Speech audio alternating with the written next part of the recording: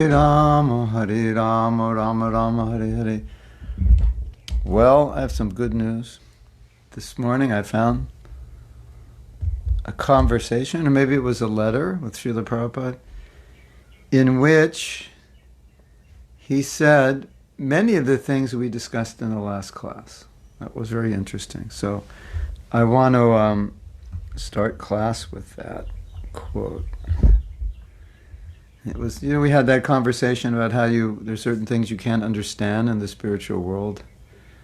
And sometimes Prabhupada would say, well, when you go back to Godhead, why don't you just wait to go back? Why don't you just go back to Godhead and all your questions will be answered? So that's how that letter ended. So just give me a moment. I restarted my computer, so I have to bring up these questions.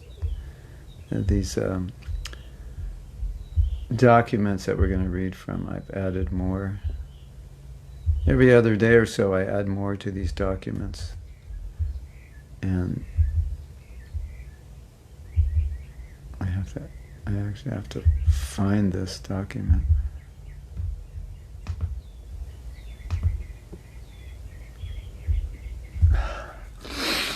Hare Krishna.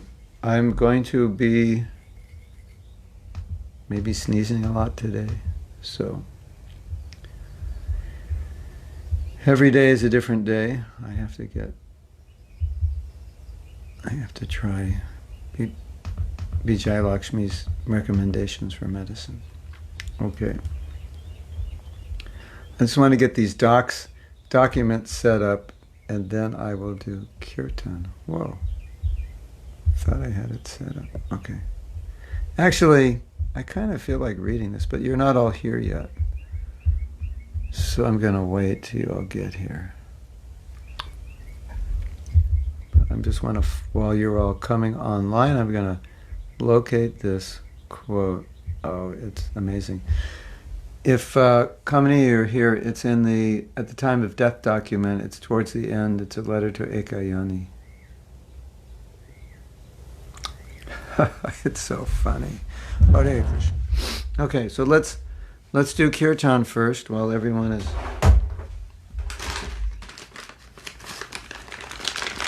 getting online. Yesterday I was late. Maybe everybody thinks I was going to be late today.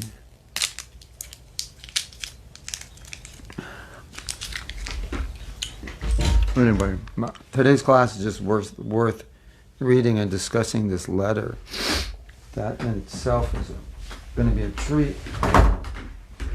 It encapsulates so much of what we've been discussing, and I always feel very blissful when I've been talking about something and elaborating on it, and then I find something that Prabhupada said, and I go, "Oh, that's exactly what we were talking about." And then it always reminds me that if you dedicate all your reading and hearing to Prabhupada's books and memories about Prabhupada and biographies about Prabhupada, you just naturally just say what he says. And then you find it somewhere, kind of like a summary of what you just said. One time, I had this amazing experience. I have a tendency when I give Bhagavatam class, sometimes, not always, when I read the verse, before I read the purport, I get some inspiration, and I start speaking. So once in Poland, there's sometimes when there's younger devotees, and I tend to explain the verse before I read the purport, because I don't know what's in the purport, and I just see something and I think, well, maybe they don't understand this, so I'll explain it. So I kind of went a long time explaining the verse. And then we read the purport. And pretty much the purport was everything I had already explained was in the purport. It was very similar. I felt so good. And I thought, this is what happens when you just try to know Prabhupada, and know his mind, his heart, his words, his teachings. And it's so gratifying when you say something And then you read it in Prabhupada's books. Oh, that's just what I said, or that's what I understood. So that was interesting. I mean, when we read, excuse me,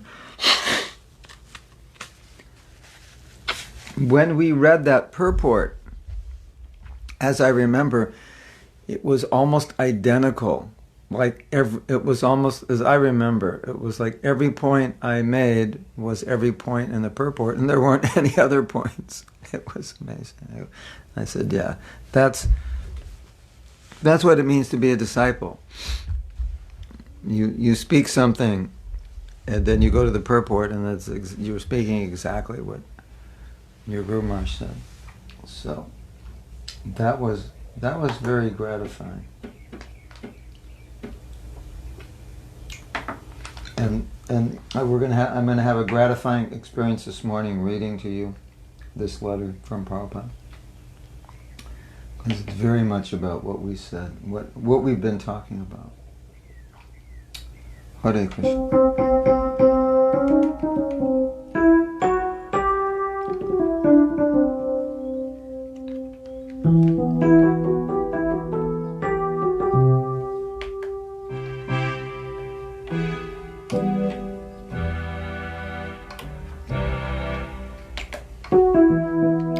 Jaya Radha Madhava Kunjabi Hari Radha. Oh, I have to tell you this story I heard this morning. Prabhupada was in Gurukula. This is such a prophetic story. One time Prabhupada said, it was like, this big class of young kids, and a lot of these Gurukul teachers didn't have experience with teaching. So Prabhupada said, well, you can get a stick and just hold a stick. Don't ever use the stick. But just hold it up so they think if they misbehave, maybe you'll use it, but don't ever use it. Then another time Prabhupada said, you should have 2 sticks. In Gurukul there should be 2 sticks. One for the students and one for the teachers. That was pretty prophetic, wasn't it? One for the students, one for the teachers.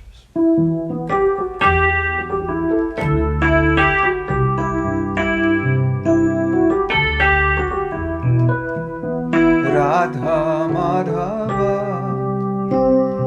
Kunjabi Hari Radha Madhava Kunjabi Hari Gopijana Vallabha Girivaradhari Gopijana Vallabha Girivaradhari Swadhanandana Brajajana Ranjana Swadhanandana Brajajana Ranjana Swadhanandana Brajajana Ranjana Swadhanandana Brajajana Ranjana Jamuna Tira Banachari Jamuna Tira Banachari Radha Madhava Kunjabi Hari Radha Madhava Kunjabi Hari Radha Madhava Kunjabi Hari Radha Madhava Kunjabi Hari Gopijana Vallabha Girivaradhari Gopijana Vallabha Girivaradhari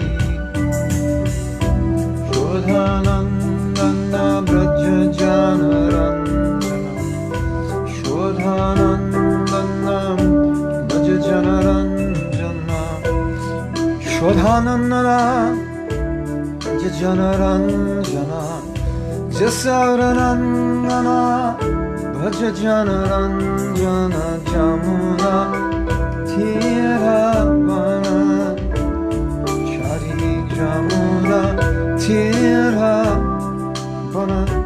Chari Radha Madhava Punjabi Hari Radha Madhava Punjabi Hari Radha Madhava Punjabi Hari Radha Madhava Punjabi Hari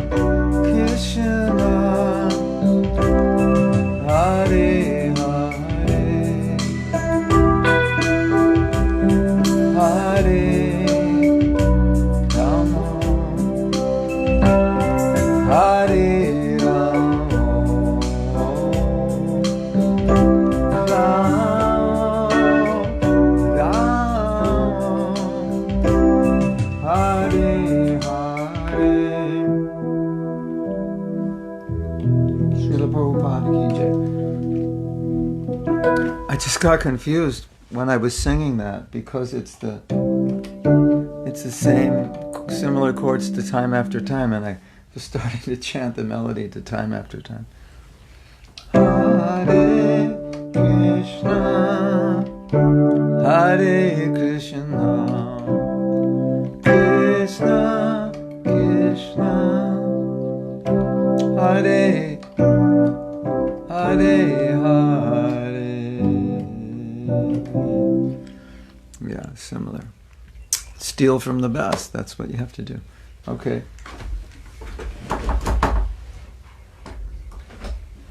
Srila Prabhupada Ki Jai. So, Kamaniya, did you bring up that letter? It is...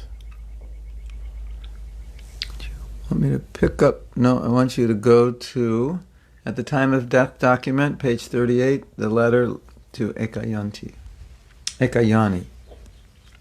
And then, I have a few things I wanted to read first. We'll get back to where we were yesterday.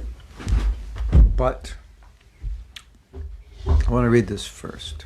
This is funny, interesting. Okay, so, well, I'll just start reading, and then if you can bring it up in time or not, I'll read anyway. So there's some questions that are not about the spiritual world, but I'll read the whole letter because it's just funny. So far, your questions. Any tune can be used. Yeah. So far, your questions, any tune can be used. So it's up now. You can read along with me. When it is in relationship with Krishna, that makes it bona fide. Bona fide. Some precautionary measures should be taken to keep the bugs from the altar and deity. You cannot allow them to disturb the deity. Best is that you try and catch them and throw them out, rather than kill them. But if killing them is the only alternative, what can be done? Tulsi plants are liberated souls who want to serve Krishna in that way. Anyone who even desires to serve Krishna is liberated. What to speak of one who is actually engaged in devotional service? So here's where it begins what we just talked about. Expansion remains in Goloka. Now, the devotee remains in Goloka and at the same time expands all over the universe. That's Krishna or devotee. Krishna can expand, so his devotee can also expand. How is it possible that we know Krishna can expand, and you think, well, how is it possible a devotee can expand? Because you're Krishna's devotee and you're empowered like Krishna. That's good news, isn't it? Or interesting news that devotee can do things that Krishna can do. So that's Prabhupada's explanation. How is it that a devotee can expand? Because Krishna can, and you're his devotee. Any other questions? Vallabhacharya's teachings are bona fide. There's a difference of opinion with Vallabhacharya and the Gaudiya Vaishnavas. This difference of opinion is always there, just like you differ with your husband, but that doesn't mean that you and your husband are not devotees. In the spiritual sky, there is no birth. So where is the question of baby? Krishna is there eternally as Kishore, a 16-year-old boy. So his childhood pastimes exhibited in the material universes. So this is also interesting. You know, is Krishna a baby in the spiritual world? Well, there's no babies. There's no birth. So how do you get babies if nobody's born? I have to think about that one. Nobody's born. You just appear. There you are. And this is kind of interesting. You know, there are advantages to being in the material world, because then you get to hear about Krishna's leelas as a baby, which do not take place in Goloka. And there are some other benefits. Prabhupada was asked that question, said, you come down here and you get Mahaprabhu's mercy and you learn so many things that you're actually in a better position, and you'll always have some recollection of this world, and you'll never come here. Now here's the last one. Best thing if you chant Hare Krishna and go to Krishna Loka and find out the answers to all these questions yourself. Okay, that's good advice. You like that advice? No, Kardama's Muni's expansion is different. That's the yogic expansion. 7 bodies doing the same thing. This expansion is different. You don't do the same thing. You're in Goloka doing something. You're down here doing something different. So, if anyone ever asks you a question about the spiritual world and you're not really clear on the answer, or you know the answer and you don't think the person would be able to understand, then you can say, well, the best thing is you just go back to Godhead and then all your questions will be answered. That's good advice, right? You like that? Do you like that? Okay. So, Kamaniya. There are a few things in this document we haven't read, so why don't we read them? If you just go up to the quote above, there's an interesting quote. We're digressing a little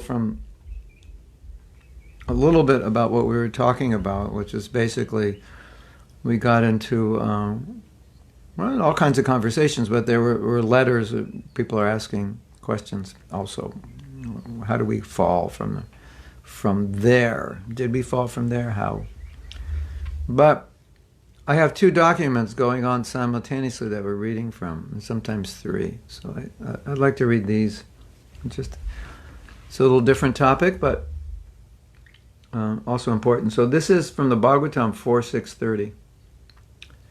So it's just a quote above, or 2 quotes above. Quote 1, 2. Yeah, we'll read a few things here.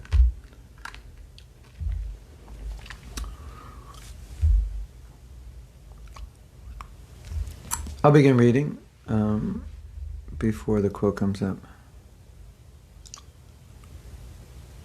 Yeah, there's no birth. You don't suffer during the birth because there is none.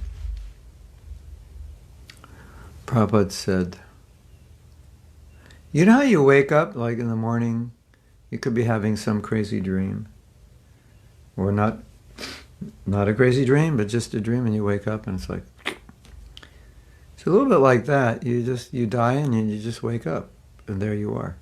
And I heard a godbrother today saying something that another godbrother had said, and they both asked, Prabhupada, will you be there in the spiritual world when we get there? And he said, yes, I'll be there. Will we recognize you? Yes, you will recognize me, and I will introduce you to Krishna. Wow, that's going to be fun. So you leave your body, and then there you are. What happened? How did I get here? No, I don't think we'll ask those questions. I mean, if we knew that everyone leaving their body was going, like in that moment they left count to one and they're with Krishna, meeting, they're with Prabhupada meeting Krishna, rather than lamenting, we would be pretty happy, right? I mean, we lament we lost their association, that's for sure. But also we can be very happy that now they're with Krishna. Well, you might say, well, they're going to Boma Lila. All right, maybe. But sometimes Prabhupada says, here, even on this planet, you die and then boom, there you are. It's like, it's like, I think Prabhupada gave the example. It's just like you just wake up. And like, you go back to Krishna and you wake up and when you get there, and Krishna says, what's going on? And you go, oh, I just had a bad dream. Everything's fine now. Yeah, I just had a bad dream that lasted like, billions and zillions and quadrillions of years. But in the light of eternity, it just was just a few moments of a bad dream.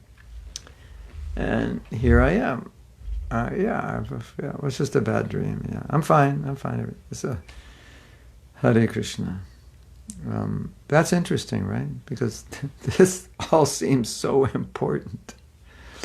And so, what's going on in the world, it's so important, and what's the future, and, it's like, it's all so important. It's actually not that important. When you go back to Godhead, you'll just think, yeah, it wasn't important, it was actually just a bad dream. So, let's read this next quote. It's interesting. This is from 4:630, and I entitled this, No Sexual Appetite in the Spiritual World, and I just put this quote up because I thought it was so important for us to understand this. And we've discussed this also. And sometimes I like to put up quotes that we have discussed. It's just, you're hearing from me. I'm paraphrasing things that Prabhupada said. So let's hear what he said. Whenever there is a nice atmosphere in the material world, immediately there is an awakening of the sexual appetite in the minds of materialistic persons. Yes or yes? I think that someone told me they did an experiment and they showed like a sunset and they'd ask these men, so what are you thinking about when you see this? And I go, sex. And everything they showed them is, so what does this remind you of? What does this make you feel like? Sex. So it was a statistical data-based confirmation of everything Prabhupada has said about sex. Yeah, it's like, why'd you come into the material world? Sex. What do you do while you're here? Sex. How do you get out? Give up sex. Pretty simple, actually. This tendency is present everywhere within this material world, not only on this earth, but in higher planetary systems as well. In complete contrast with the influence of this atmosphere on the minds of the living entities within the material world is the description of the spiritual world. The women there are hundreds and thousands of times more beautiful than the women here in the material world. And the spiritual atmosphere is also many times better.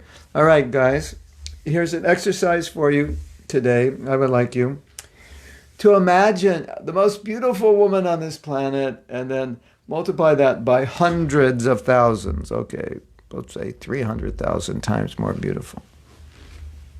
Could you even do that? Could you even multiply it by 3? Probably not. Hundreds of thousands of times more beautiful.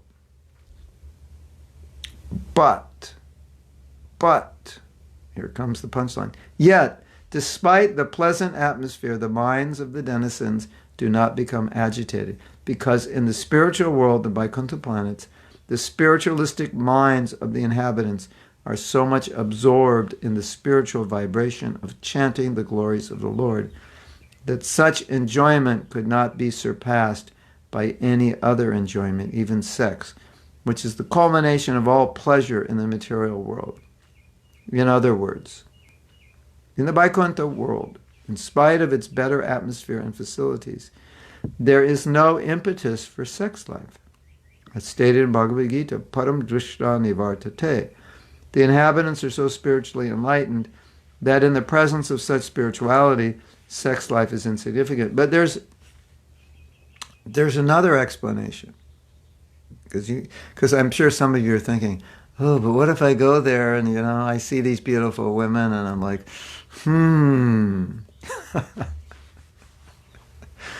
All right, don't worry. I have some good news for you. Sexual desire is influenced, is stimulated, especially by the motive passion. So even when you come to goodness and you live a life of goodness, the sexual desire is reduced. But here's the good news, and you already know the good news in the spiritual world. There is no motive passion or goodness or ignorance. So if you're worried that, well, maybe I'll see these beautiful women and I might become attracted. Well, there's no passion. There's only transcendence, the transcendental modes of nature. So in that sense, it's kind of mathematically impossible that you would be sexually attracted. And just for the sake of argument, if you were, you'd be kicked out. So either way, you don't have to worry. If you ascribe to the philosophy, you could be kicked out of the spiritual world. Then if you ever thought that way, you would be kicked out instantaneously. And otherwise, you can understand that there's no motive passion. So there's nothing that would create sexual desire. Plus, the good news is you have a spiritual body, which doesn't have sex desire.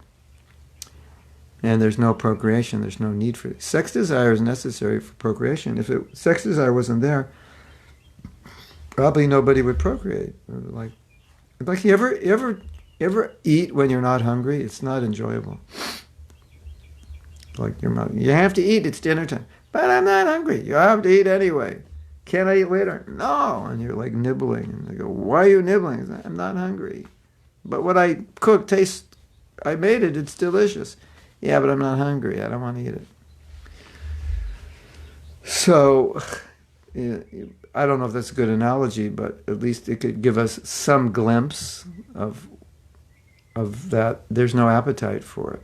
So, if you have no appetite for something, it's not a problem if you don't do it. It's a problem if you do it. So there's no amount of passion, and there's no material body. So 2 + 2, add 2 and 2 together, it equals no sex desire, or 1 and 1. No material body, no motive passion. Add it up, you get 1 + 1 equals 0 sex desire. Does that make sense? And 0 everything material. Okay, there's one more quote here I wanted to read, and it doesn't necessarily. This is. Actually, there's 2 more quotes. This is just, it's a bit random. This is what I'm studying. And so I study many things, and things that I think would be beneficial or of interest to us. Then I save them, but it's not necessarily categorical. So we're just reading different things and discussing different things. Which I think is okay at this point because we've discussed all of these things. So this is just kind of giving insight, more further insight or depth into what we already discussed. So this is a lecture, September 13th, 1971, and this is entitled 60 Volumes is Not Enough. That sounds like a good song. 60 volumes. Good reggae song. 60 volumes is not enough. What does that mean? 60 volumes is not enough. Prabhupada's referring to the Bhagavatam. And it's like, as we say in English, that's a drop in the bucket of Krishna's glories. 60 volumes is not enough. Why is it not enough? You could probably write 60 volumes about what Krishna does in one day. But to speak of his whole life. Did you know that? Because the time-space dimension ratio it's different. So he can do a whole lot in one day. Okay, let's read what Prabhupada says. So when it was proposed that I'm going to translate the 60 volumes of Srimad Bhagavatam for describing God, so some of the friends, they inquired, what is that description, 60 volumes of books of God? So our reply was that this universe is a fragment of the whole material creation. And within this universe, there are millions and trillions of planets. Out of those millions and trillions of planets, this planet is most insignificant. And within this planet, there are so many cities, London, New York, Calcutta, Bombay, so many. And from each city, there are hundreds of newspapers. In each newspaper, they are publishing 4 times. I guess in those days, they'd have morning edition and afternoon, evening, midnight, I don't know. So it is for this teeny place, there are so many informations. Just imagine how much information you can have from the spiritual world. Just imagine. So 60 volumes of description of the spiritual world.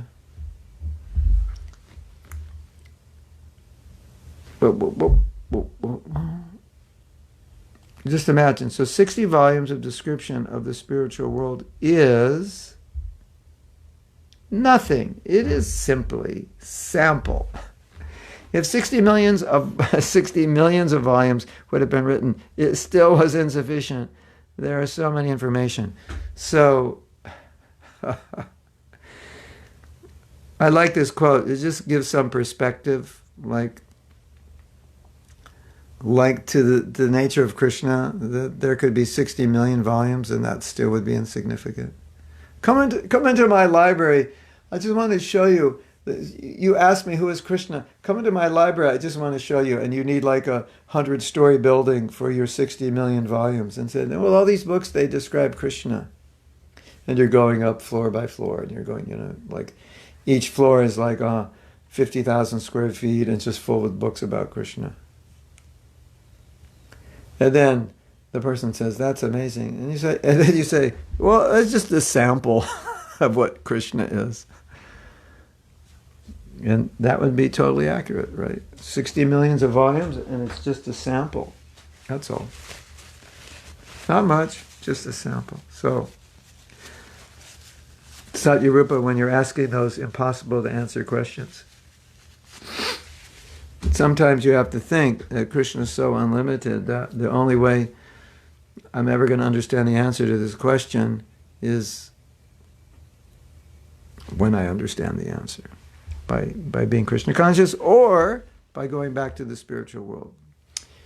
And I think it was Krishna Karshani who had a fear. Was it you who had a fear that maybe when I get to the spiritual world I'll be bored? Well, I could say, if you're not bored here, you definitely won't be bored there. Because it's every moment is a new moment, and there's nothing that's ever the same. It's always new. It's always like, wow, we never did that before. And every time you see Krishna, it's like the first time it's called a Purvatam. It's like the first time. It's like all new. Navayovanam. It's like it's always new and different and wow. And he dresses up and like, wow, look at that. It's always new and different.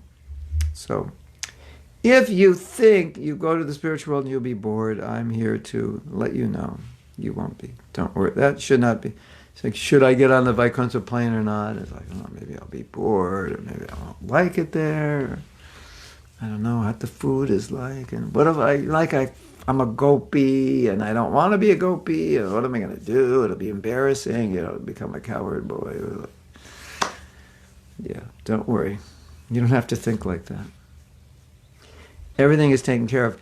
There's a Shakti. Wow, this is beautiful. In the Brahma Samhita, there's a verse.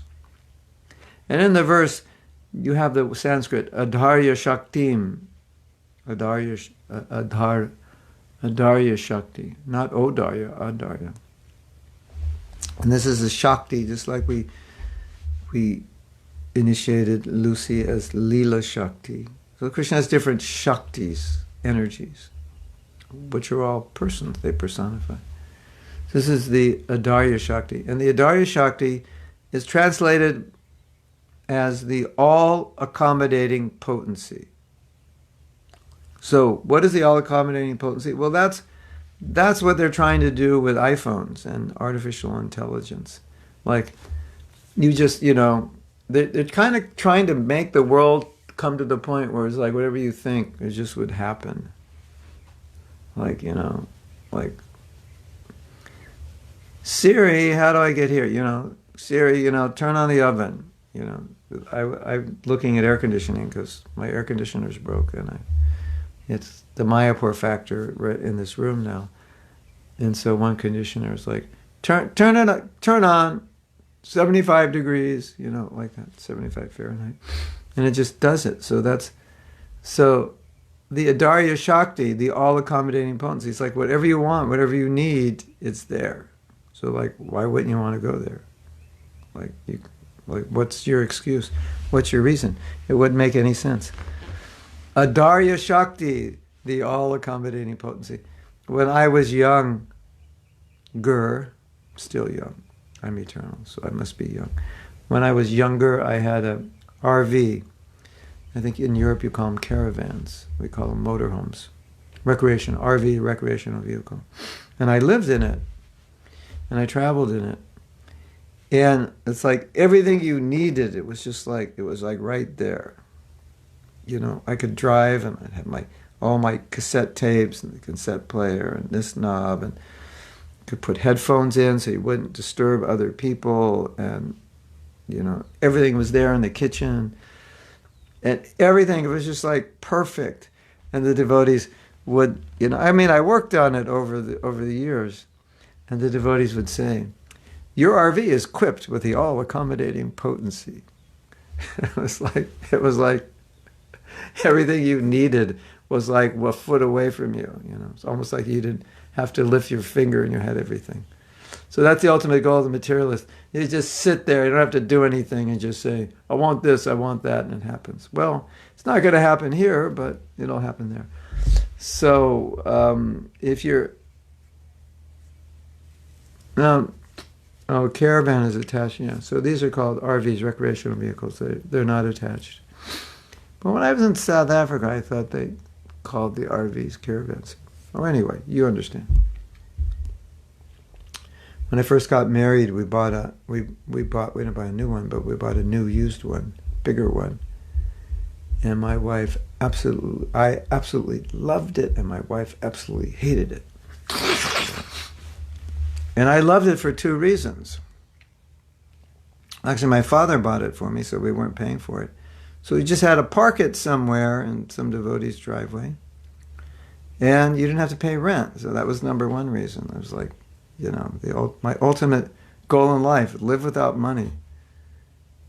And number two, it was so small, you could hardly have anything. It's like max 3 quarters, 3 dhotis, 1 sweater, 1 jacket, 2 pairs of shoes. There was no place to put it. And that's why I loved it. And that's the exact reason why my wife hated it. Because there was no room for anything. I thought, this is beautiful. You could never collect. And we had a little thing on top for, overflow that we couldn't fit inside of stuff you didn't immediately need. And the closet was about this big, like for both of us. Right? And I was loving it. And she made a stern vow. She had a Bhishma moment. after we moved off the RV. She had a Bhishma moment. I vow I will never, ever, ever live in an RV again. And she made a stern vow. She hated it. And I was like, and I was, well, I think a few months ago I was saying, when our daughter's married and moves out, then we could travel in an RV. Oh, never, never. I made a vow. It'll never happen. Camper, yeah. Right. Maybe not a big phenomenon in Europe because the petrol is so expensive, like twice or three times what it is here. And those things get like 8 miles a gallon or 6 miles. Anyway, I've lived on many and I've had 3 different ones and lived on 2 other ones. So I'm like I'm a 5-star RVer. I know a good RV if I know one. Yeah, I love living on it. So funny, right? Yeah. Krishna Karshani is thinking, what if I don't like it when I get there? Don't worry, you'll like it. Believe me. Well, I'm going to have to read some of her comments here.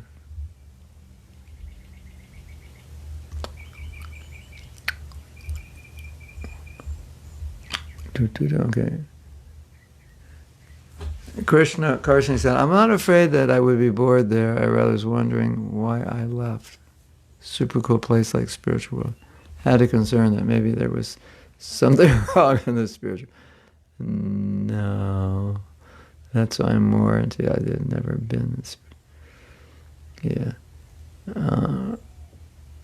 I do remember you asking, what if I don't like it when I get there?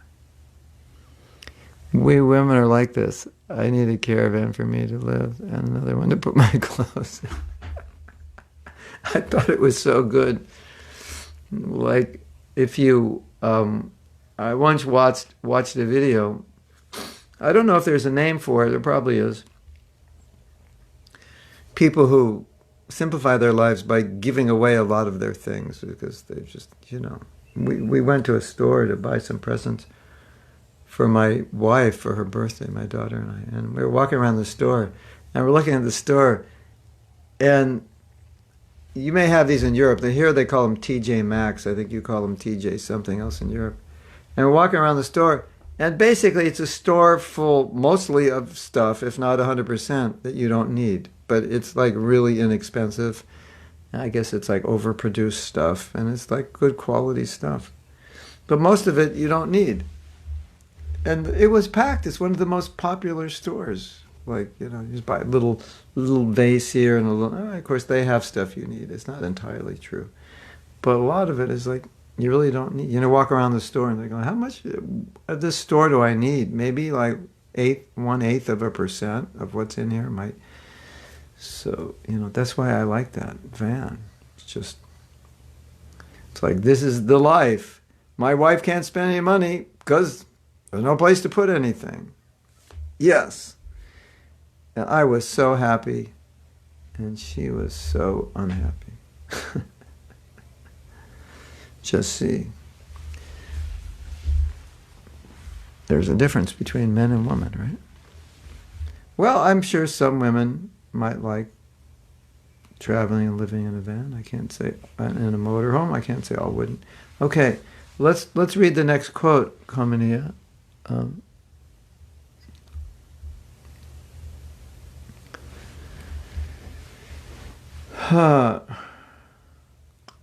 Then I went like, I don't. You lived in a van for 5 years during the U.S. Yeah, I know that. Upgrade. So for her, a motorhome was a big upgrade. She upgraded to a toilet and a closet. That was like, in comparison, that was major. Yeah. That was her big Maya, right? Could take a shower. Yeah. Hare Krishna. Yeah. So let's. This next one is from Krishna book. I thought this would be interesting to read. Prabhupada's talking about how if you're a devotee, you're guaranteed to go back home, back to Godhead. So if you have any doubts about going back to Godhead, going back home, you may not want to be a devotee, because here it's confirming that you will be going.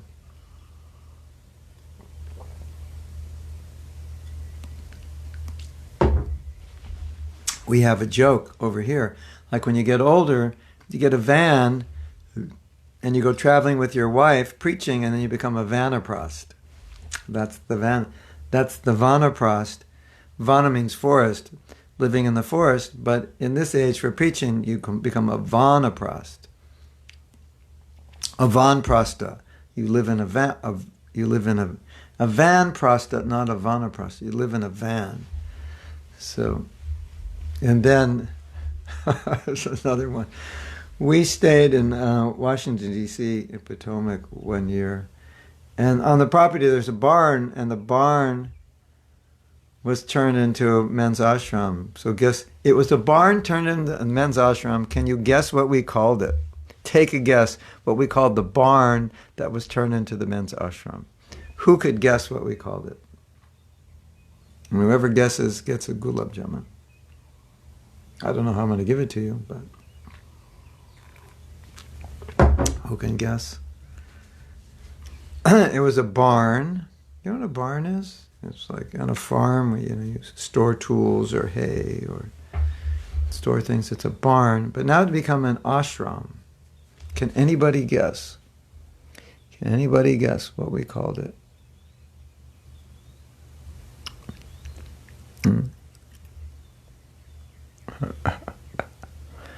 Oh, Rangavati wants to hit the road, but her husband doesn't. Man, so wow, things are changing. So, as no one get, careful what you ask for. Barnashram. How could you ever guess that? Yeah, so that was called the Barnashram. So everything is changing in Kali Yuga now, from vanprastas to barnashrams. Hare Krishna. Yeah, you got it. You guys are so smart. Okay. Well, we're going to read now, and Vijaya Lakshmi is asking, well, do we all go back to Godhead, or, does it matter how advanced we are? So, this is from chapter 87. A devotee is never afraid of death or of changing his body. His consciousness is transformed into Krishna consciousness. And even if he does not go back to Godhead, even if he transmigrates to another material body, he has nothing to fear. A vivid example is Bharat Maharaj. Although in his next life he became a deer, in the life after that he became completely free from all material contamination and was elevated to the kingdom of God. The Bhagavad Gita affirms, therefore, here it is, that a devotee is never vanquished. A devotee's path to the spiritual kingdom back home, back to Godhead, is guaranteed. So it's just a question of this life, next life, how many lives. But it's guaranteed. And so in answer to your question, Vijay Lakshmi, it's just a question of when. Okay, I have to bring Kamaniya and Krishna Karshani. It's a tie. I have to bring them both a Gulab Jamun next time I go. And if I don't remember to bring it, we'll do it mentally. I'll give it to you mentally. We'll imagine a Gulab Jamun. So the answer to your question, Vijay Lakshmi, is you are going back to Godhead. It's just a question of when you get on the bus or the plane, when you're ready, when you're qualified to get on it. But you will be, by the process of bhakti, you will be. So let's continue reading. Even though a devotee slips in one birth, the continuation of his Krishna consciousness elevates him further and further until he goes back to Godhead. There's your answer. You'll get there. Not only does a pure devotee purify his own personal existence, but whoever becomes his disciple also becomes purified and is ultimately able to enter the kingdom of God without difficulty. In other words, not only can a pure devotee easily surpass death, but by his grace, his followers can also do so without difficulty. But sometimes, after Prabhupada left, people would say, there's no pure devotees in ISKCON. I'm leaving ISKCON. It's like, I didn't know Prabhupada left ISKCON, you know. You have to find a pure devotee, you know. It's like, it was very strange. You have to, you know, it's like Prabhupada's gone, so now you have to replace him with a living pure devotee because he's gone. And Prabhupada always said, I'll never leave. I'll always be present in my books. So it was a very strange philosophy. You have to find a pure devotee. There's no, you know, go seek out a pure devotee. There's no pure devotees in ISKCON, so leave ISKCON and find a pure devotee. That whole philosophy was based on the concept that if you don't have the physical presence of your guru, you're like, sorry your guru left, you know, tough luck. Well, what about all the books? Yeah, those are just books, you know, you need a person. Okay, there. Obviously you need a person, but it's not that you need them to become perfect. Yeah, we need association for sure. But you don't need to replace your guru with somebody else. Anyway, that's another discussion. Even the devotee slips in one birth, the continuation of his Krishna consciousness elevates him further and further until he goes back to Godhead. Not only does a pure devotee purify his own personal existence, but whoever becomes his disciple also becomes purified and ultimately able to enter the kingdom of God without difficulty. In other words, not only can a pure devotee easily surpass death, but by his grace, his followers can also do so without difficulty. The power of devotional service is so great that a pure devotee can electrify another person by his transcendental instructions and crossing over the ocean of nescience. So what Prabhupada is saying is exactly what we saw in the beginning of our movement. That Prabhupada's touch, hot iron rod and the iron rod and fire, he touched us, we became fire. And we were able to do so much that otherwise we were not qualified to do. So we all have the shelter of Srila Prabhupada. We're very fortunate. Okay.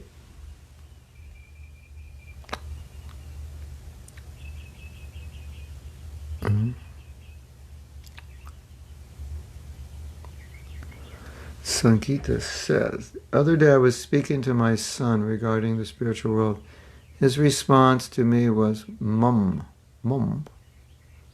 From England, Mum. How you know that after your death, you will be there, and there will be everything else. Is that how he said it? Be there, everything as you described. My husband added that your mom is brainwashed. No, if you think after you die there's nothing left, then you're brainwashed. Or your husband's a Muslim. Is that it? I did mention that it's in the Bhagavatam, and also Prabhupada has said it. I have faith in their words.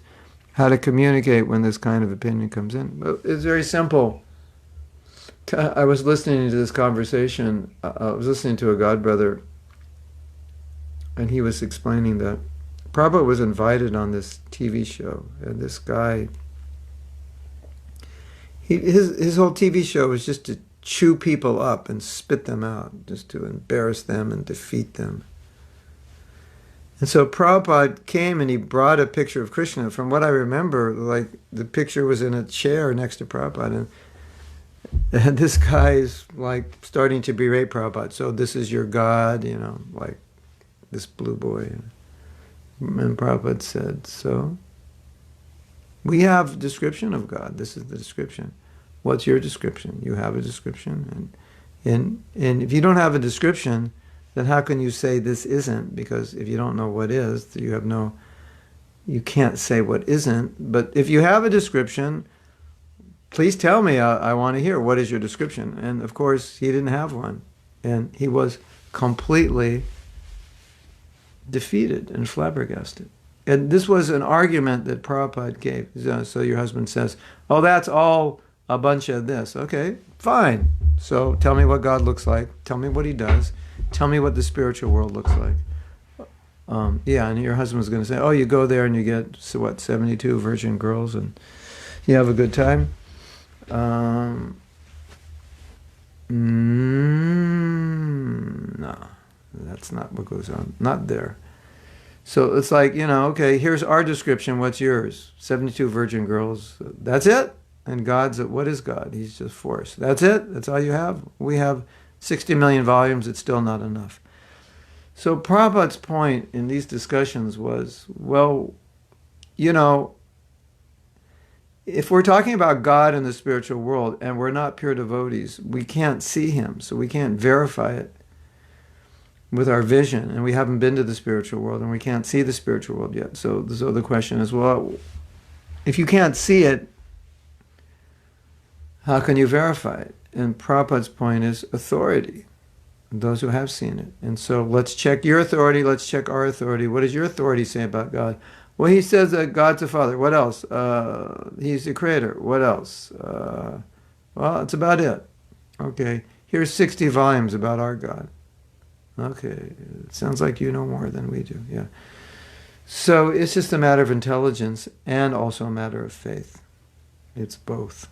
But this morning I was listening to a devotee describing a kirtan in Prabhupada's presence. I think he was just brand new. And he said there was this kirtan that was so special. He'd never experienced anything like that.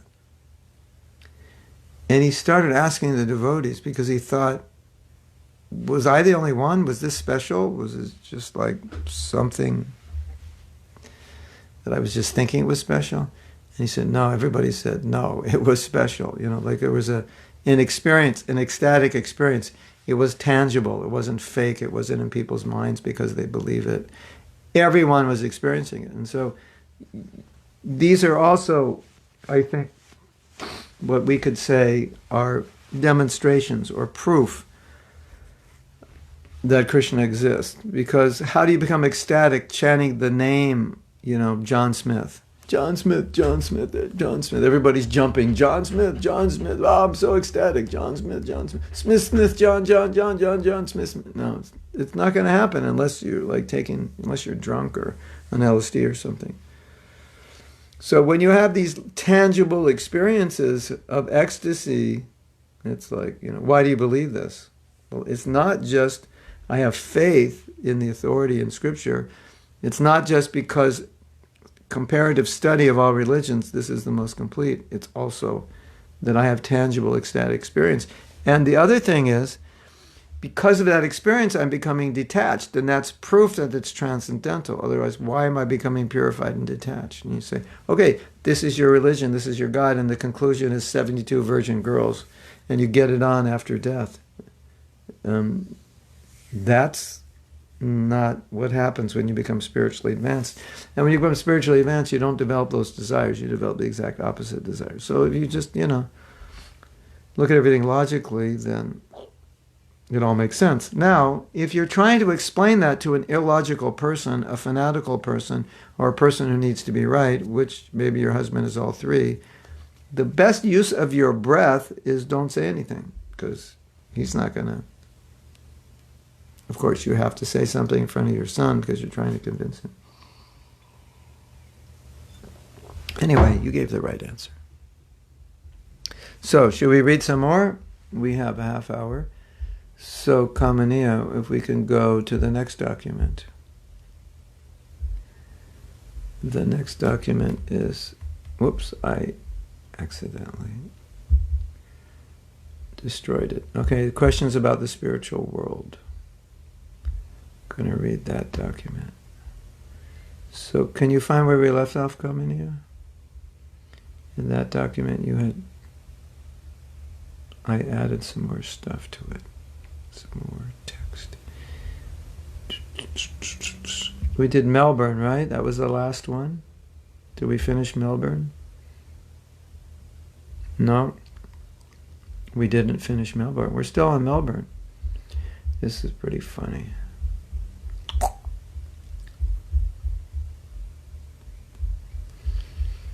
Did we do Melbourne? Flower Street. Yeah. Yeah, we did. Okay. Kamani, it's page 7, and the devotee's asking a question. says devotee and then Swamiji. So, yeah, we're on the same page. Okay. So devotee's asking a question. Swamiji, this must be like the beginning of the movement, 66 or something. Swamiji, while it's true that anyone who thinks of Krishna as he's dying can take on the body of Krishna, is it not true that if you don't spend your life thinking of Krishna, it may be difficult at the time of death to remember him because of attachment? Prabhupada. Certainly. If you don't practice, then at the time of examination, certainly you'll fail. So we had discussed this long back, like 6 weeks ago. And I just happened to come across this by accident. I was studying something else, and this came up. And I thought, why not put it up? We had discussed this, and now we'll see how Prabhupada explains it. If you don't practice, then at the time of examination, certainly you'll fail. Chuckles, Prabhupada laughs. Like, of course, like, duh. If you say, all right, I shall see in the examination hall. I shall write everything nice. That is not, in other words, I'm not going to study. It's like, okay, I'll just die, I'll see about thinking of Krishna at that time. That is nonsense. You have to study nicely before the examination. Therefore, it is said, Yudya cha mam anusmara, Bhagavad Gita 8:7. Practice it. Abhyasa yoga yuktena. What is yoga? Yoga means practice. There you go. Abhyasa means practice. Yoga means practice. Abhyasa yoga yuktena cetasa nanyagamina. Yoga means you do not allow your mind to go anywhere else. Just try to engage. Savai mana Krishna padaravindayo. Always fix up in Krishna. That is the highest type of yoga. All right, question finished. Let us chant. Yeah. So that's the purport of that. The answer, yeah, you have to practice. Okay, so we're going to continue. I don't know the source of this. Maybe it's still Melbourne, different aspects of the class or conversation. Prabhupada says, oh, I have got so many nice sons, very earning, very obedient. Therefore, Yamaraj will not touch me. No, he's saying like an ordinary person. I've got so many nice sons, a lot of money, they're very obedient, therefore Yamaraj will not touch me. No. That is not possible. There is a very joking story, in other words, a funny story. In Bengal, Gaye gum akale jam chode na. Gu means stool. So one intelligent person, he thought, I shall be free from the touch of Yamaraj by one tactic. What is that? Stool is very obnoxious. Nobody comes to stool. So let me smear my whole body with stool, so that Yamaraj will not come and touch me. Gaimu gum akale jam chorina. This is another pramata. That pramata, crazy guy. That crazy fellow, that he is thinking, by keeping myself dirty and obnoxious, Yamaraj, he's a gentleman, he'll not come and touch me. This is another pramata, craziness. Yeah. Maybe if you could find a good hiding place, like build a cave or something. They have caves underground and make it complicated and get inside in stairways and rooms, and then Yamaraj won't be able to find you. The Yamadutas will be like, oh, my Govinda. No, what will the Yamadutas say? Oh, my Yamaraj, we can't find this guy. I don't know where he's hiding. No, it doesn't work that way. So, Deha apatta kalatra. Kalatra means wife. Oh, I've got such a nice wife. And she'll pray to Yamaraj, please excuse my husband. Just like Nala Damayanti. What is that? Savitri Satyavan. The Savitri saved her husband from the hands of Yamaraj. That's a long story. It will take much time. In other words, he was supposed to, I think the story is he was supposed to die at sunset, and at sunrise, and she prevented the sun from rising and made a demand, take away this curse, something like that. She had the power to stop the sun from rising. Maybe somebody knows that story better than I. Satyavan Oh yeah, well, here's the story. Satyavan was to die on the marriage day, but Savitri was attached to Satyavan. So her mother said, "You don't marry this boy. He'll die on the very day of his marriage." So she was love blind. She said, "Still, I shall marry him." So she married, and the husband died. So Yamaraj came. So she pleased Yamaraj, and Yamaraj, being pleased, said, "My dear girl, you'll have a very good son." Because every girl expects some son. Oh, this is a different story. So Yamaraj gave her the benediction, "You'll have a very nice son." But the husband was dead. So she prayed for a good son. In other words, okay. So she married, the husband died, Yamaraj came, and Yamaraj, she prayed to him, and he said, "Yes, okay, what do you want?" He said, "I want a good son." And Yamaraj said, "Okay, you can have a good son." She tricked Yamaraj. Check this out. Yamaraj gave her the benediction, "You'll have a very nice son." But the husband was dead. She prayed for a good son. Yes. Like, give me a good son, but I don't have a husband. Like, something's wrong with this picture. And Yamaraj gave her the benediction. Yes, you'll have a good son. First of all, she pleased Yamaraj by prayers, and then Yamaraj asked, "What do you want?" And she said, "A very good son." "All right, you have a good son." So the Yamaraj was taking her husband, and she was going behind. And Yamaraj said, "Your husband cannot be returned. He is dead, and it is my duty. I am taking. Why are you coming following me?" And she says, "Now you said that I will have a son, so if you're taking my husband, how will I have a son?" So Yamaraj came to his senses that I have done a mistake. Then all right, take your husband. And he came back to life. But I think Prabhupada's making the point that you won't be able to do that.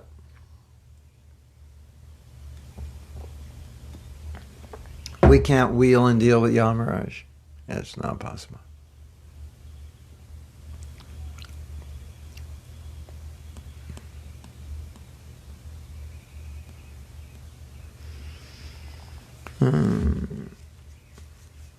Interesting story, isn't it? There's another story about a woman, I think Nala Damayanti, a woman causing the sun not to rise because her husband was going to die at sunrise or sunset. Let's continue reading this. So these are rare instances, but don't think that because you are very clever, you'll be untouched by Yamaraj. No. Deha patra kalatradishu asatsu. Asat, nobody will stay. Asat, the material world is like that. Asat means temporary. Everything. This body is temporary. Your body is temporary. This life is temporary. Tata dehantara prapti. Krishna says you'll have to change this body. And we're sitting there, we're listening, and we're thinking, yes. This is true. It's temporary. The husband, the wife, the children, they can't save you at the time of death. The doctors can't save you. If it's your karma to die, nobody can save you. Yes, everyone will die. And we're sitting thinking, yes. And then we get a message, that so-and-so Prabhu's left his body. Ah!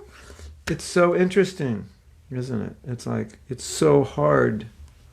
It's so hard to get this. It's so difficult to get beyond the bodily conception, isn't it? Yes, you agree, right? So hard. And we know this. It's like, it's so obvious. None of this is going to last. It's like you're going to have to give it all up. Look at these headphones. These are Barodynamic headphones. You know how good these are? I'm going to have to give these up. You have no idea. And they're cushioned. You have no idea how good these are. And I'm going to have to give up these headphones. I don't know if I can do it. I might have to take another birth so I can come back and use these headphones. Now, this keyboard, this thing is 20 years old. I can give that up. I'm detached from the keyboard. But I have some good speakers in there. I don't know if I can give those up. I heard Srila Bhakti Siddhanta Saraswati Thakur, he said, it's better to rent than to buy, because when you buy, you become attached, and you rent, you're not attached because it's not yours. That's interesting, right? Okay, so let me just go down and see if there's any other comments. It doesn't look like there is. So we're able to read a lot today, which is something we haven't done for a few days, and I think It's important we read. At least, if not every day, we read a lot. At least every other or third day, we read a lot. Okay, so this is a morning walk. Kamaniya morning walk, January 5th, 1974, Los Angeles. And Prajapati, he just recently left his body, I think maybe 2 weeks ago. Prajapati was a theological student, a graduate, before he became a devotee. And so a lot of their conversations involved theological and concepts and Christian concepts. So Prajapati asks, no, Melbourne, I skipped it? No, I would just finish reading Melbourne. Everything I read was under Melbourne. Yeah. So now we finish Melbourne. Right? And now we're going to morning walk, Los Angeles. This is the first time we've gone in this direction. Everything looks different. Looks like a totally different place. Prabhupada laughs. This is material life. We are rounding sometimes this way, sometimes that way, and we are thinking new. Devotees laugh. E rupe brahmanda brahmite kona.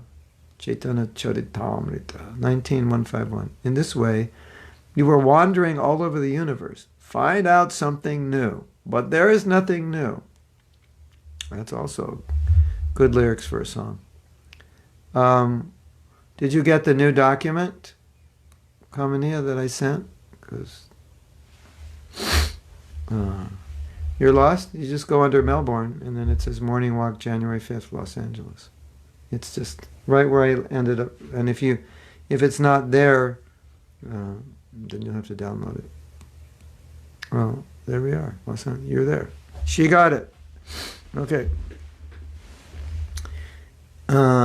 You are wandering all over the universe. Find out something new. But there is nothing new. Everything is old. A living entity is offered change of the body, you see? When he becomes fatigued of this life, it's so troublesome. Old men generally think like that. So he has to change another body, another new body, child. Since born, he is taking care. He thinks, now I've got such a comfortable life. And again, he becomes old, disgusted. So he cannot live. Disgusting. Therefore, Krishna is so kind. All right, change the body again. Puna punas charvita charvananam. Bhagavatam 7.530. Chewing the chewed. The business is the same, but changing body gives some relief. It's like what Prabhupada is saying is, Prajapati Prabhu saying, oh, this looks like new, and Prabhupada saying, it's not new, we're just going a different direction. It's all the same, and everything material, you're trying to make it new, but it's the same. And so Prabhupada's saying, okay, you're just chewing the chewed over and over, and Krishna's just giving you a new body, so you could do it, You think it's new and different, you just do it again. The same old way you did it before. Chewing the chewed over and over. All right, change body again. Puna charvita charvanam. Chewing the chewed. The business is the same.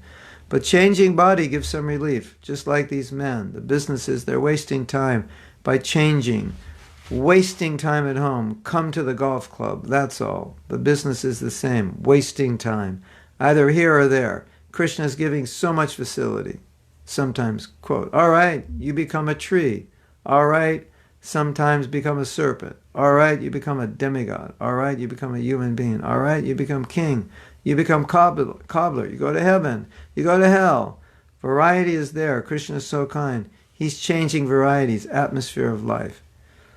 But he's packed up in this material world, that freedom. He's asking for freedom, but he does not know the freedom is in the shelter of Krishna. That he'll not accept. It's such a paradox, right? Because everything we think is going to make us free entangles us. And what we think is restricting is what is freedom.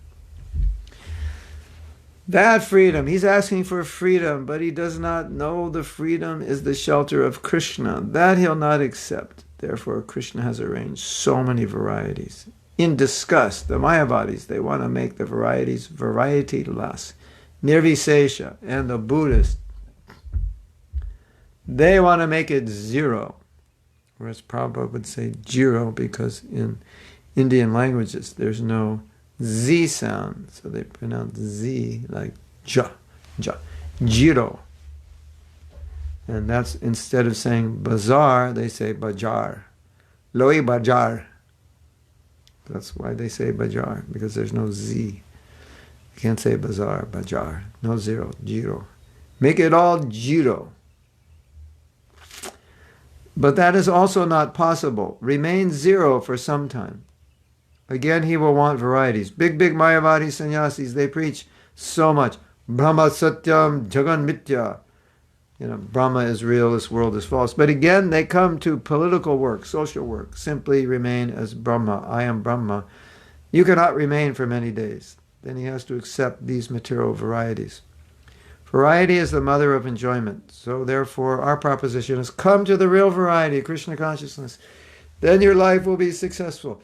And Prabhupada would end so many classes. Be Krishna conscious. Then your life will be successful. Chant Hare Krishna. Follow these principles. And then your life will be successful. Go back home, back to Godhead. Your life will be successful. Chaturapani told me a joke yesterday. Now that I have my arm up, Prabhupada was like flapping his... He said, when I was young, very strong. Now, he's flapping his... I don't have so much, but I have a little bit. He was flapping, and Prabhupada was saying, now, flat tire. Hare Krishna. Prabhupada was funny.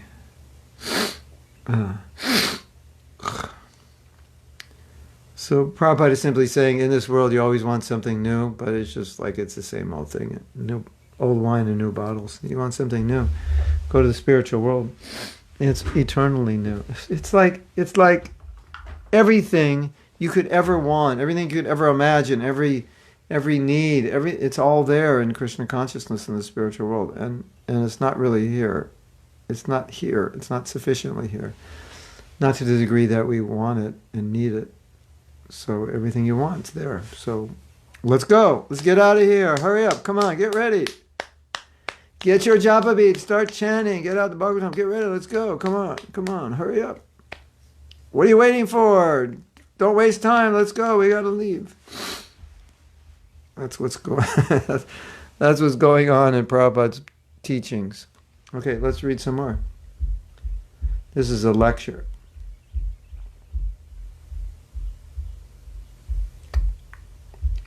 Now, Krishna Karshani, we're coming to the questions about the perennial questions that every devotee has about the spiritual world. Oh, we have a question. For your hay fever, you can take lime with honey and warm water before breakfast. Ramdev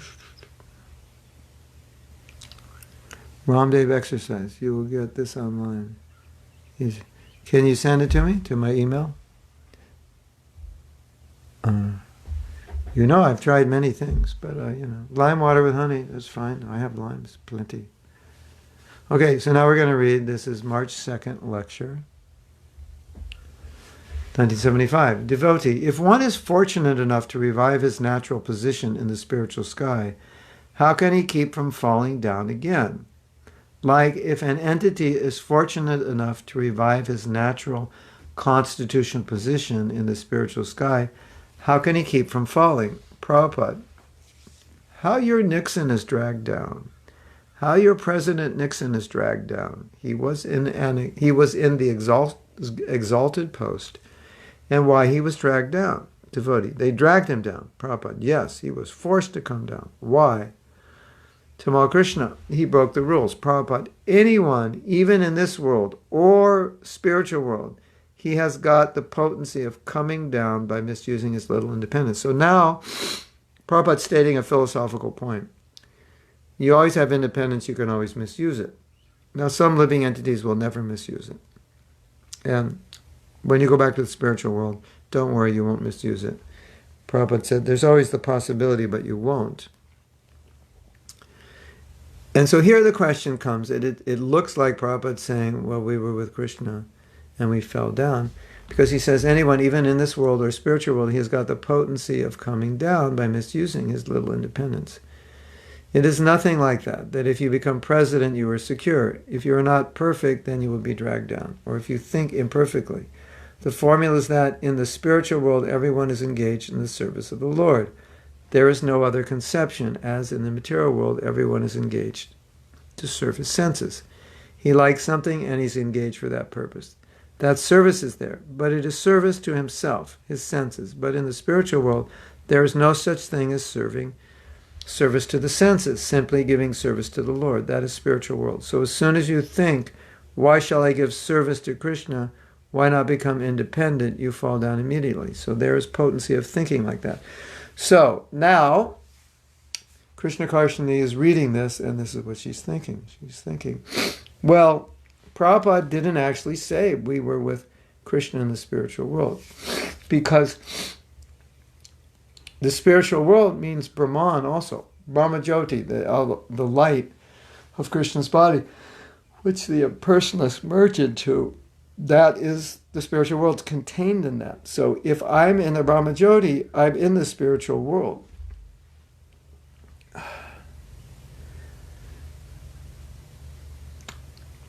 Right? So this could be interpreted to mean that you're in Brahman and you fall down from there. Could be. Some people will interpret it like that. Because here Prabhupada says, in the spiritual world, there's no such thing as giving service to the senses. Simply giving service to the Lord. That is spiritual world. So as soon as you think, why I shall give service to Krishna, why not become independent, you fall down. So the question is, fall down from where? Because here, it's like if I am in Brahman and I'm thinking, okay, I could go to the spiritual world or not, but why should I serve Krishna? Then you'll fall down. So in that sense, you're falling from the spiritual world. But that's one interpretation. That interpretation makes Krishna Karshini happy.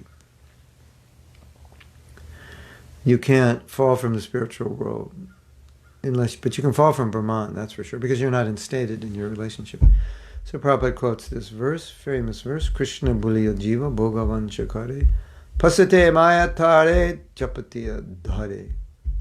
As soon as one forgets the service of the Lord and he wants to become himself Lord, immediately Maya will capture him. This Maya means this material world.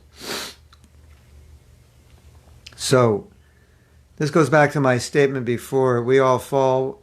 Where we fall from is debatable, but why we fall is not. And so Prabhupada's explaining what we already know. You want to serve yourself? That's the material world. That's where you go. Question. I have a question from Paramananda Nitai Das. I want to know what Mahaprabhu has to say about self-forgiveness.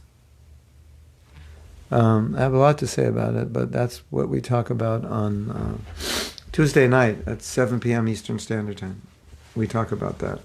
And you can go on my website under the forgiveness section and you can find a few things on self-forgiveness. And you can forgive yourself for asking a question that has absolutely nothing to do with what we're talking about. So we try to keep questions to the topic, but if you I have some things on my website, and then if you come on Tuesday nights at 7, and Anuradha will give you the Zoom, then you can ask that question, because that's when we talk about it.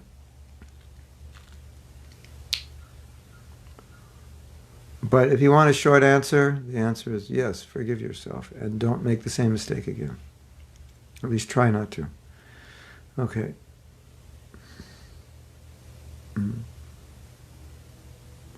So the general point that Prabhupada is making here is a living entity is independent, and there's always the potential to forget, because that's the nature of jiva. He's got independence, so you can always forget. So that's why Prabhupada says he can fall down. He says he can fall down, but when he goes back to Godhead, he won't fall down. But it's kind of like a theoretical model. Well, theoretically, because you have that independence, you could misuse it, but you won't. So you don't have to worry to go back to Godhead about falling down. Okay, let's read one more conversation. We have time. If a yogi does attain a Vaikuntha planet, but by his constitutional nature he is meant to be associated with Krishna and Goloka, Prabhupada interrupts. No. Why not with Vishnu? Vaikuntha is Vishnu, Narayan. But there Narayan is worshipped with awe and veneration. He is God, no friendship, as in Vrindavan. That is not possible. Vipralamba Sakya, Aishvarya, opulence. Making a distinction between Vrindavan and Vaikuntha. There the Supreme Lord is taken in Aishvarya, opulence. Not Aishvarya Sthiti. In Vrindavan, the devotees, they practically do not know that Krishna is God. He is our very beloved friend, that's all. They don't care to know whether he is God or not. Here the conception of God is Vaikuntha. Oh, here is God, with awe and veneration and respect. So Rebhatinandan says, that I understand. The question is, suppose this yogi, he has got full knowledge. He does not know of Krishna, and therefore he's meditating on Paramatma, and he attains Vaikuntha. Is it possible that because he hadn't got full knowledge? No, he has to go. Simply by Paramatma conception, he cannot go to Vaikuntha. So this is just a bit of knowledge here, if you've ever wondered. Is there a place for the yogis in Vaikuntha? And the answer is no. Can he later go from Vaikuntha to Goloka? Can that happen? Prabhupada, yes, there are such instances. He can go. But if a devotee knows Krishna, if he knows Krishna, then wherever he is destined, he will go perfectly to his perfect position, just like Bhishma knew Krishna. Prabhupada. Madhyano, Madhyajino Yantimam. Krishna devotees, they go directly, especially those who are worshipping Krishna through Chaitanya Mahaprabhu. They go to Krishna Loka. Rivatinanda. But what about Bhishma Dev, where he knew Krishna in Goloka and then he went to Parthasarathi? Prabhupada, no. He understood Krishna as Narayan. He will go to Vaikuntha, Bhishma Dev. Revatinanda. But he had full knowledge of everything as a Mahajan. He knew also Prabhupada. But he loved Narayan, Chaturbhuja. Revatinanda. Yes, that was his constitutional position. That's all right. Prabhupada. Just like sometimes Madhurya Ras is the greatest humor. Who? Madhurya Ras, conjugal love. But still, there are devotees who prefer there are devotees who prefer parental love. So Prabhupada's saying Madhurya is the greatest, but still devotees have their own bhav, their own taste. Some devotees prefer parental love or friendly love. That is their liking. Everyone has got his own liking. But they're all the same, all the same. There's no difference between Krishna devotee and Narayan devotee. They're all the same, but it is their liking, varieties of liking. Rebhatinandan, another related question that also arose. These come in Bhagavad classes with the devotees because they think about questions and sometimes they come up with nice ones. When Krishna is incarnating in his plenary incarnations like Varaha, Nrsimha, like that, that is in the material world. Yes. Rebhatinandan. Yes. Devotees become devoted to those forms. Are there corresponding planets in Vaikuntha for those forms or incarnation? Is there a planet of Nrsimha or Nrsimha Loka? Prabhupada, so far I know those planets are here within the material world. Wherever he is appearing, Prabhupada, even Ramchandra, so far I have, I guess, understood. On all the Vaikunthas, Krishna is in his Chaturbhuja, four-arm form. Prabhupada. Those devotees eventually go there. Those kinds of devotees, like devotees of Sitaram, they will attain the spiritual sky in their various positions. Yes. Oh, Prabhupada is also saying some of these forms, like Nrsimha, don't have a place in Vaikuntha. But according to who you worship, that's where you'll go. If you worship Ram, you'll go there. So we have a question or comment. For me, it is a challenge to understand why Srila Prabhupada was saying different things than previous acharyas. Maybe Prabhupada thought his disciples would not understand with their level of understanding. Well, what Krishna Karshani is saying is that different acharyas have said different things about how we fall. And so some devotees would argue, no, he's not saying different things. Some devotees would argue, yeah, he is saying some things that are a little different. And this question has been debated. And some people have made that argument that, well, maybe we just weren't ready to hear. But the counter argument is, well, Prabhupada told us things which were more difficult to accept than falling from the spiritual world. And Prabhupada wasn't one to compromise or water things down. So, I think, Krishna Karshani, this is going to remain a perpetual problem. Maybe. Yeah, it's going to, yeah. There probably will be a few perpetual philosophical conundrums that will just remain nitya conundrum, eternal conundrums. And it seems that from what I can tell by reading all of this, it's not always clear when Prabhupada says we were with Krishna, we were in the spiritual world, that he means that we were like an eternal associate, so-called eternal, that fell down. It often seems like it doesn't, you may look at the word and say, yes, we were in Leela with Krishna, but then you look at other explanations. Well, what does that mean? Everything is Krishna, everything is his Leela. So it seems, from what I can tell, that he was choosing, as we read here, Prabhupada was choosing to make the point that you have independence and you can always fall. Even you make it up to Brahman, you could fall down, or even you make it to Brahmaloka, you can fall down. The jiva has independence and they can fall. But when you go back to Godhead, you won't fall. And many devotees say, well, you can't fall from the spiritual world because you can't fall from prema. And Jai and Vijay didn't really fall from prema. They were ordered to come. They came by Krishna's desire. So it wasn't their willpower. So if you can't fall from prema, how could you fall from the spiritual world? Because you have prema. So these things come up in the conversation. And Prabhupada's main point he wants us to realize is that we fell because of independence, misuse, and that's why we're still here.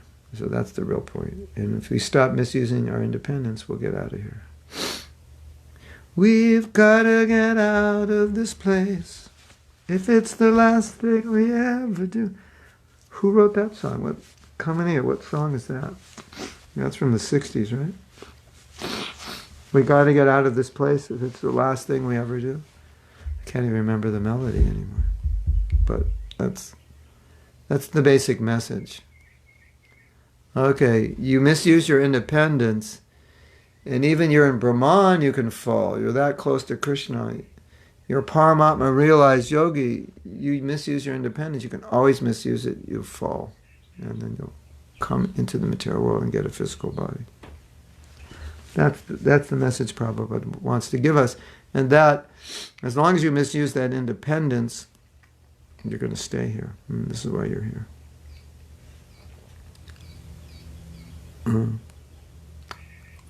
Chivalrous rasa is a sub-rasa.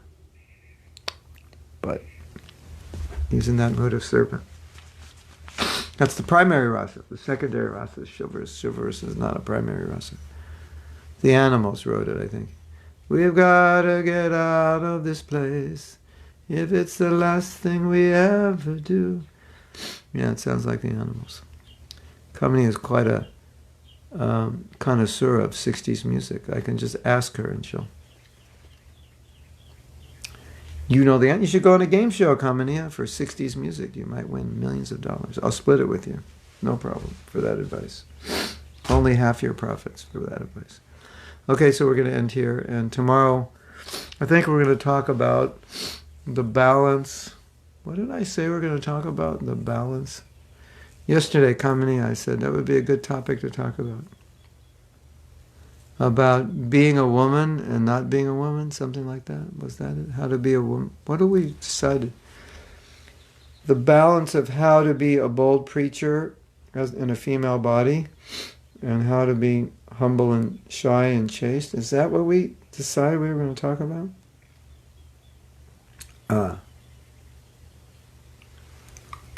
Google knows everything. Plus I'm not, but Google knows everything, but you have to know how to Google, right? You have to Google something. So Kamini, what did I mention yesterday? That was it that I thought balancing the position of chastity and shyness with the preaching mission? Is that what I said? I think that even applies to men. Anyway, I think that's what we'll talk about tomorrow morning. So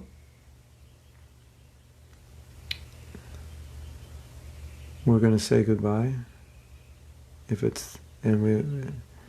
And how to be a woman and not be a woman. Yeah, something like that. Okay. And so